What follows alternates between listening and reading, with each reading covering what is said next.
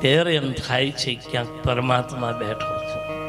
પોતાના બાજુમાં આવવા તૈયાર નહોતા. કેવી સ્થિતિ હતી બા. અને એ પણ 14 દિવસ. 14નો આંક રામાયણમાં વાંચજો ક્યારેક સમય મળે તો. રામને શું કામ 14 વર્ષ આપ્યા છે? ક્વોરન્ટાઇન 14 દિવસ કર્યા. અને કોરોનાના 14 જ દિવસ આપણા ઉપર અસર કરતા. મારો રામ 14 વર્ષ ગયા.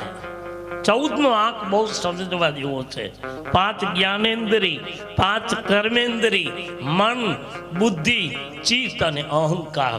આ 14 ઉપર જ્યારે અંકુશ થાય છે ત્યારે માણસ વિરામ, વિશ્રામ અને આરામનો અનુભવ કરી શકે. બધી જ રીતે ડિસ્ટન્સ રાખો